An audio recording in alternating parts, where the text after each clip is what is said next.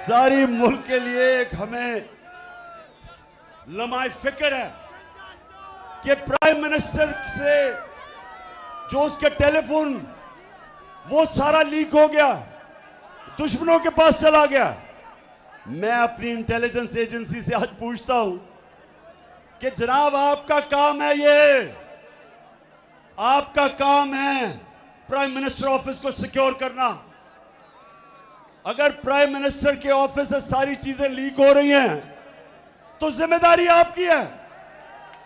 आपको समझना चाहिए कि बजाय लोगों को डराएं और धमकाएं और वो नामालूम नंबरों से टेलीफोन जाके लोगों को डराएं, सोशल मीडिया को लोगों को उठा दें या पॉलिटिकल इंजीनियरिंग करें, ये आपका काम नहीं है। सारी मुल्क के लिए एक हमें लम्हा फिक्र है कि प्राइम मिनिस्टर से जो उसके टेलीफोन वो सारा लीक हो गया, दुश्मनों के पास चला गया। मैं अपनी इंटेलिजेंस एजेंसी से आज पूछता हूं कि जनाब आपका काम है, ये आपका काम है प्राइम मिनिस्टर ऑफिस को सिक्योर करना।